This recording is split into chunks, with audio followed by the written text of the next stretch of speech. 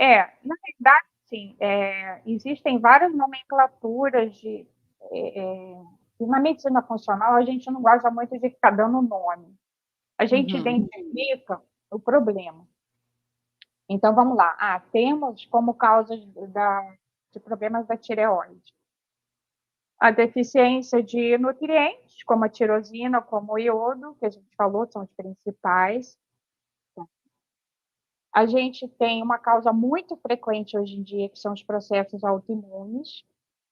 Aí, se a gente for dar um nome para os processos autoimunes, a gente tem vários, né? Então, você tem o processo autoimune da tireoide, pode ser chamado de tiroidite de Hashimoto ou doença de Graves, Basilar Graves. Mas é só um nome. Eu tenho que tratar do processo autoimune, não importa o nome. Não importa se o processo autoimune é uma esclerose múltipla, se é uma artrite reumatoide, se é um lúpus. Eu sei que é diferente, mas se eu não tratar da causa, ele vai continuar atacando o seu corpo. Então, o que é o processo autoimune? Vamos fazer um resuminho, porque isso eu expliquei mais lá na desbiose. Né? Então, é quando o seu corpo, seu sistema imunológico, que é seu sistema de defesa, ele está atacando o seu próprio corpo. Então, eu faço analogia do soldado, do exército, vamos supor, do Brasil, atacando os próprios patriotas. Nesse caso, o foco, quando é uma tireoidite Hashimoto ou uma doença de Graves, o foco principal é a tireoide. Então, ele está atirando na sua tireoide. Então, o que vai acontecer? Vai acontecer uma destruição da glândula, que você pode ver pela ultrassom, às vezes uma inflamação. Você vai detectar no exame de sangue também. O exame de sangue detecta esses anticorpos que você está produzindo, então você sabe, você consegue diagnosticar. Está mais água.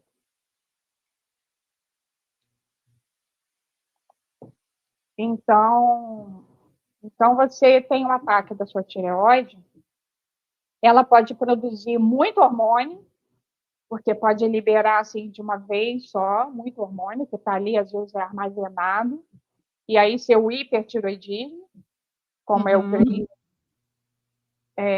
e aí a pessoa tem que usar. Aí a gente pode entrar naquela dúvida lá do hipertiroidismo, né? Que a pessoa fala do iodo radioativo. Aí a pessoa produziu muito hormônio, também é ruim. Aquilo que você falou, então é bom ter T3? Não, é ruim. O que ele vai ter de sintoma? Ela vai começar a emagrecer demais, é um emagrecimento que não é saudável. Ela pode ter palpitação, porque vai acelerar também o coração. Ela fica ansiosa, ela não dorme direito, né? Ela fica desequilibrada. E aí, na medicina convencional, às vezes, eles usam o iodo radioativo, que não é o iodo que eu estava falando. É um iodo que vai destruir a tireoide. Então, às vezes, eles usam esse iodo radioativo, que, assim, teria que ser, assim, a última das tentativas. Né? E não porque eles não têm essa noção do processo autoimune, a gente tratar da causa. Então, na medicina tradicional, eles não têm essa noção. Então, eles estão vendo a tireoide naquela hiperatividade, o paciente cheio de sintomas, então eles usam isso. Tem uma medicação também que pode ser usada, que se chama Tapazol, que ele vai inibir a produção do hormônio. Aí tudo bem, você pode usar. É um medicamento? Alopático? Então, você usa para tratar os sintomas. Eu passo para os meus pacientes, porque não tem como ele ficar. Ele pode ter uma arritmia, porque a frequência cardíaca dele pode chegar a 150, muita aceleração, né? Então, você às vezes usa um medicamento para diminuir a frequência cardíaca, até você tratar da causa, porque a gente sabe que também não é assim, né? Você vai tratar do processo autoimune, da causa, assim, de uma hora para outra. Então, aí já respondendo a questão lá da pergunta. Deixa eu até... Sim. Para quem está entrando agora, nós lançamos uma enquete para as pessoas deixarem perguntas que seriam importantes. Essa pergunta o iodo radioativo para tratar hipertiroidismo foi uma das perguntas que trouxe, e uma outra pedindo para falar um pouquinho mais sobre tireoidite de Hashimoto. Por isso que essas duas perguntas estão na nossa questão, já ir fazendo jus ao que o pessoal trouxe para a gente no Instagram. Agora, Viviane, o iodo radioativo não é uma boa solução. Mas tem uma pessoa aqui nos perguntando no chat sobre o suplemento iodo. Tipo, iodo radioativo, suplemento iodo. São coisas diferentes? Coisas diferentes, né? Na verdade, você não vai nem suplementar aquele iodo que eu falei, que é o natural, que a gente usa o Lugol, que é o iodeto de potássio, né? Que é natural, a gente nem usa no hiper. No hipertireoidismo, não, a gente usa no hipo, tá? Uhum. Mas ele não faz mal, ele não tem nada a ver com o iodo radioativo, tá? Não tem nada a ver. Não tem nenhuma relação.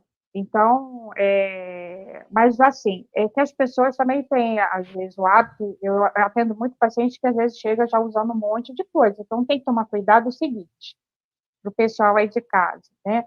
Então, agora o pessoal vai falar, então eu vou suplementar tirosina e vou suplementar iodo, né? Porque eu estou com esses sintomas, e aí eu acho que eu estou com a tireoide ruim, então vamos lá. O iodo, a tirosina não tem tanto problema assim, tá? É um aminoácido, ele é natural, você pode suplementar, claro que tem as doses, né? E aí você tem que ver direitinho. Mas o iodo, ele tem que ser feito com muito cuidado. Por quê? Nesse caso do processo autoimune, a gente tem que esperar um pouquinho, melhorar essa inflamação do processo autoimune para começar a repor o Lugol, tá? Não é todo paciente que eu reponho o Lugol. Ainda tem uma outra questão que vai além da questão médica de indicação. Por quê? O Lugol, ele não é muito bem aceito pela medicina tradicional. Uhum. Eles acham que o mesmo Lugol, ele destrói a tireoide. E a gente não, para a gente faz bem, para a nossa medicina funcional. Então, a gente usa com muita parcimônia, eu uso com muita parcimônia o Lugol. É para aqueles pacientes que eu conheço, que já acompanham comigo, tá? Porque senão, toda vez que você sai daqui, toda vez que o paciente sai daqui, uma consulta minha, ele vai em algum outro médico tradicional e vai chegar lá e vai mostrar minha receita, vão ter várias coisas que ele vai falar, olha, isso aqui eu não concordo, isso aqui eu não concordo, e aí o paciente fica confuso, tá? Então, eu não quero que o paciente se sinta assim. Depois que o paciente já conhece, aí eu explico, né, isso que eu estou falando aqui, aí, pessoal, o lugar é bom para você, por conta disso, disso, disso, porque tudo a gente vai, a maior parte das coisas que a gente fala aqui vai de encontro, posto que ele ouviu a vida inteira, né? Isso aí o lugar é só um dos exemplos, né? E aí a gente tem outros também, tem a questão do colesterol, né? Tomar remédio para colesterol. Então, tem várias coisas que a gente tem que ir com cuidado. Então, o Lugol não é para todo mundo, tá? Hoje eu até passei por uma paciente grávida, que está grávida, e vai ser muito legal para ela, porque o Lugol é maravilhoso para o feto, para desenvolvimento intelectual, né? A doutora Laí até fala, é a suplementação para o bebê inteligente. Você dá o Lugol para a grávida, né? Você já dá para a grávida e o bebê já está lá absorvendo. Mas precisa de acompanhamento e parcimônia. Eu acho que aí entra num ponto importante, Viviane, que é da automedicação, né? Às vezes a gente escuta uma informação, associa que ela vai nos ajudar, porque a gente fala assim, opa, fui numa live da Viviane, a Viviane falou que dá baixa de energia quando a tireoide está desregulada, eu estou me sentindo com uma energia muito baixa, vou comprar Lugol, porque logo melhorarei. E é importante reforçar essa questão, né, da importância dos exames, de estar com um profissional de saúde, assim, que você confie. Nós estamos até com uma colega aqui comentando no chat, né, que ela está com uma energia super baixa, e quando ela suplementa, ela fala que ela sai da nota 0 para a nota 1. Então sobe muito pouquinho ainda. E é que ela vai nos médicos, e os médicos falam que é normal. Então, assim, a gente não pode desistir dessa jornada de achar um profissional bala de saúde que possa monitorar a gente e monitorar com exames também, né, Viviane? Para não ficar assim no achismo, né? Hoje mesmo eu estava vendo uma matéria de um caso de hipervitaminose, indicado por médico, e aí a pessoa passou mal, foi parar no hospital, uma coisa era toda. E aí, assim, tá muito ligado, assim, existem profissionais e profissionais, entendimentos e entendimentos, e a gente precisa estar com uma pessoa que realmente queira caminhar com a gente, né, Viviane? Porque senão fica uma coisa muito da automedicação e do achismo, que é uma coisa que me preocupa muito quando a gente vai falar de saúde, sabe? É, a gente tem que ter muito cuidado, né? Porque hoje em dia a internet dá muita informação. Eu pego dos dois lados, né? Eu pego o paciente que está, às vezes, tomando um monte. Essa semana também eu peguei. O paciente toma um monte de suplemento e ela continua com as queixas. E aí eu falo assim: vamos dar um tempo, vamos tratar, vamos usar só isso aqui, que você não está dando conta de usar isso tudo, né? E você fica usando coisas, é, vai pegando aqui e ali, o que achou aqui e ali, vai para ver se. Exatamente. Né? Muitas das vezes a pessoa melhora. O que eu falo assim, quando a gente vai olhar um suplemento, às vezes a gente pega esses suplementos de farmácia comum, essa semana mesmo, toda vez, o paciente, eu estou tomando isso aqui, suplemento para cabelo, tá, não sei o quê.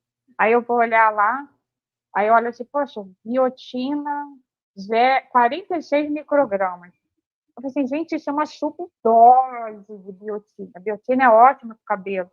Aí você vê que a indústria, né, ela vai, faz lá com todos os ativos importantes, mas ela põe um cheirinho de cada, né? Às vezes a pessoa É aquele negócio assim de A a Z. às vezes a pessoa vai lá, compra o suplemento, ela tá tão ruim, ela tá tão deficiente, ela nunca tomou nada, aí ela vai lá, toma, ela sente uma melhora. Ótimo, né? Mas não é suficiente para ela. Então, às vezes, o que acontece? A pessoa está postergando um tratamento como da tireoide, por exemplo, ela pode gerar em você, aí que a gente pode falar. Primeiro, obesidade.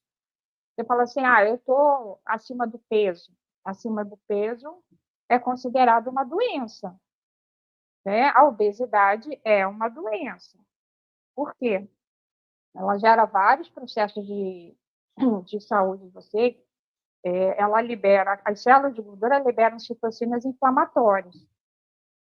Então, você pode gerar obesidade, você pode gerar um quadro de depressão, né? Você imagina quantos pacientes eu pego com depressão, tomando remédio, paciente jovem, né? E aí, o que acontece? Aí chega a mim lá tomando 3 remédios de tarja preta, e aí, para tirar. E para tirar esses remédios, né? Porque, assim, o que eu quero é tirar os remédios, né? Hoje em dia, eu não quero que eles tomem nada. Aí que é o problema. Aí que você já gerou uma dependência, você gera uma dependência química, uma dependência psíquica, né? Porque ele sabe que lá naquele remédio está escrito assim, trata a depressão. Ele trata a depressão. Olha só. Né? E ela continua deprimida. Isso é que é o mais engraçado, né? A pessoa fala assim, pô, já estou usando remédio para depressão, melhorou um pouquinho, saiu, claro, que às vezes é necessário mesmo, mas ela saiu daquela crise, mas ela continua deprimida. Como é que tratou uma depressão, né? Ou às vezes trata e a pessoa vai usar aquele remédio a vida inteira? Trata, entre aspas, né? Ela tapa o sol com a peneira, que eu estou falando.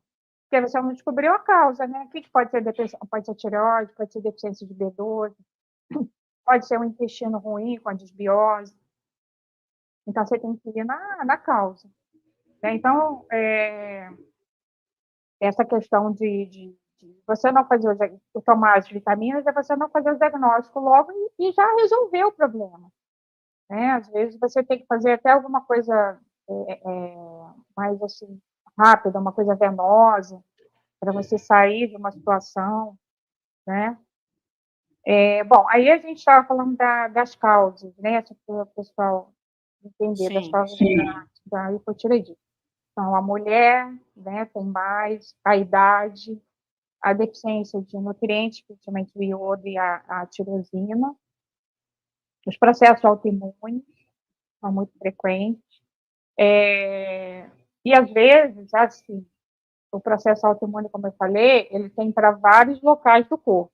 Tem o específico da tireoide. Mas, às vezes, a pessoa tem um processo autoimune em outro lugar e ela também tem o hipotireoidismo. Né? Às vezes, ela tem um lúpus, ela tem artrite reumatoide. O sistema imunológico dela está atirando lá para as articulações, para a pele, mas sobra uma bala perdida também para outros lugares, às vezes a tireoide também. Né? Então, tem a questão, uma outra questão importantíssima, é o flúor. Tema polêmico à frente. Polêmico. Muito, muito, muito. O flúor, ele é muito tóxico para a tireoide. Tá? Então, assim, flúor. O que a gente sabe do flúor? O que as pessoas sabem do flúor? Que ele faz bem, porque ele protege seus dentes. Você vai no dentista convencional, e ele vai lá te fazer uma limpeza com flúor. A água tem flúor, a pasta de dente tem flúor. E esse flúor, ele vai fazer o quê? Ele é um halógeno, como o iodo. Esses halógenos, como o cloro, o flúor e o iodo, eles pertencem à mesma classe na tabela periódica. Existe uma lei dos halógenos. Então, se você chega lá e coloca um flúor no seu corpo, ele vai tirar aquele iodo lá da sua tireoide e ele vai ocupar o lugar do iodo. E sabe onde que tem flúor também? Nos remédios. Tem flúor e tem bromo. Bromo é um outro halógeno, tá? Então, você tem, por exemplo, um remédio chamado fluoxetina, que é muito comum para tratar depressão. E você tem o bromazepam, que tem bromo, que é muito comum também para tratar ansiedade e insônia, tá? E aí, em relação ao flúor, né? O que eu recomendo? Depois eu vou passar o que eu vou recomendar em relação a isso. Então, a gente falou de coisa, o que ficou faltando? Os metais tóxicos também, principalmente o chumbo e o mercúrio, são metais que também afetam a tireoide, não tanto. O alumínio é mais tóxico para o cérebro. Uhum. E é muito comum, alumínio, muito comum. Tem uma outra coisa também comum, que é as micotoxinas que tem no amendoim. Essas micotoxinas, né, elas são tóxicas para a tireoide, também para o seu fígado. Tá? Então, acho que a gente falou das principais aí. Então, para você ver, assim, a quantidade de coisas que fazem mal para a nossa tireoide. Então, ela está bem doente, nossa tireoide, infelizmente. E ela é uma glândula importantíssima. Ela é imprescindível.